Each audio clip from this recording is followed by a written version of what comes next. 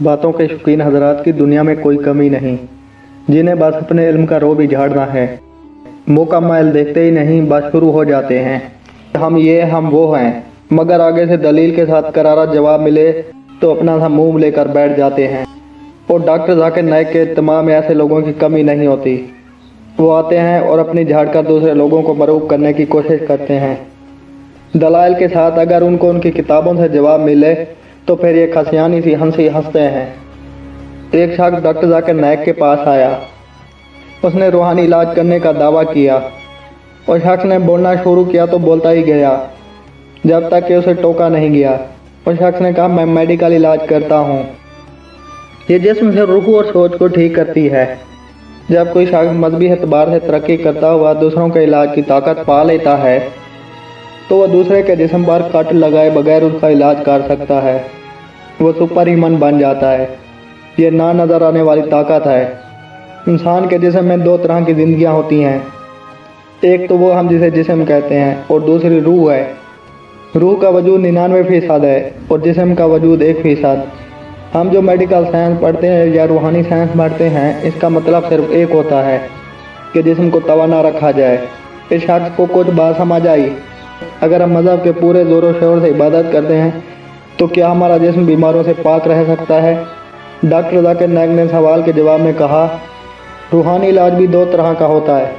एक तो वो जो असल में रूहानी इलाज होता है जिससे रूह को शिफा मिलती है, और दूसरा जो आजकल होता है पैसा बनाने के लिए। ज़्यादातर लोगों को बेवकूफ़ बनाया जाता है।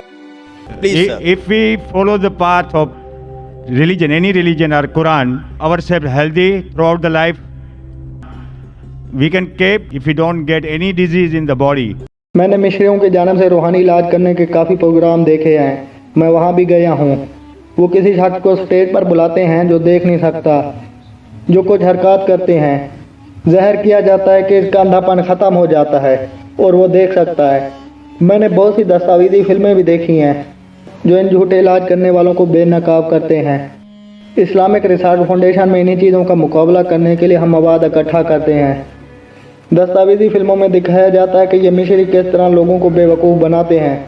मिसाल के तौर पर दिखाया जाता है कि हाज़रीन में एक शख्स बैठा है, वो चल नहीं सकता और वो उसके पास जाकर छड़ी मारते हैं और उसे चलाते हैं जिसे उसके नाम पर चलना शुरू कर दे, और वो शख्स भागना शुरू कर देता है।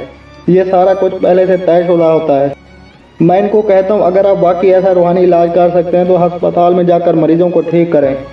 अगर आप अस्पताल में किसी एक शख्स को ठीक कर दें तो पूरा अस्पताल आपकी पैरवी शुरू कर देगा। डॉक्टर साहब ने उस शख्स से मुखातिब होकर कहा, अगर आप वाकई रूहानी इलाज का दावा करते हैं तो आप अस्पताल में जाकर मरीजों को ठीक करें। हमें आप जैसे लोगों की बहुत ज़रूरत है।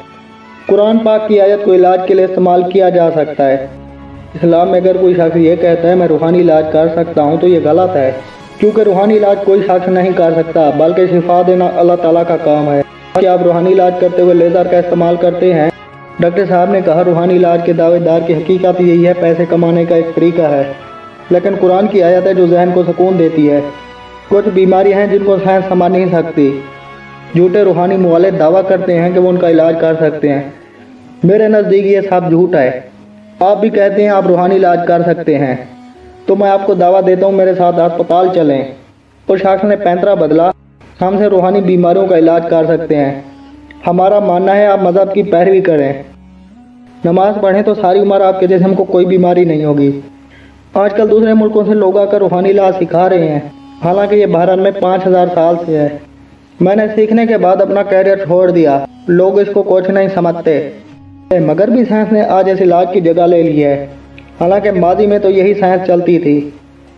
आज की साइंस तो बैक्टीरिया और इन्फेक्शन को मारने तक ही महदूद है। डॉक्टर साहब ने कहा, हो सकता है आप मजहबी इबादत करें तो आप में बीमारी लगने के चांस कम हो जाएं, क्योंकि आप इबादत करते हुए महदूद हो जाएंगे, एक मकाम पर रहेंगे, लोगों में नहीं जाएंगे, इन्फेक्शन के चांस कम हो जाएंगे। मगर इस चीज़ से इत्तेफाक नहीं किया जा सकता कि आप में बीमारी बिल्कुल ख़त्म हो जाएगी। मिसाल के तौर पर नमाज पढ़ने के बहुत से फ़वायद हैं। मैं आपको एक लेक्चर से इन्हीं फ़वायद पर दे सकता हूँ। नमाज का सबसे बड़ा फ़ायदा एक श्रद्धा है। डॉक्टर साहब के दलाइल पर पूरा हाल तालियों से गूंज उठा। साइंस में कुछ ऐसी चीज़ें हो सकती हैं जो आपको बीमारियों से बचा सकती हैं। मगर मैं इस बात पर यकीन नहीं रखता कि मज़हब की पूरी पैरवी करने से आपका जिस्म तंदुरुस्त रह सकता है। So because you breathe in more fresh air, there's less respiratory air, the chances your lung will be healthy is far superior. There's less chances of having piles. When you get up from the position of sajda, when you stand up, there is more stress on the calf muscle, less chances of having lung diseases. Furthermore, there's more increased venous return of the abdominal viscera. And the calf muscles, according to medical science, they are known as peripheral heart. It pumps the blood to the lower part of the body. But we Muslims, we don't pray salah for all these benefits. I can go on and on giving references. How does salah benefit?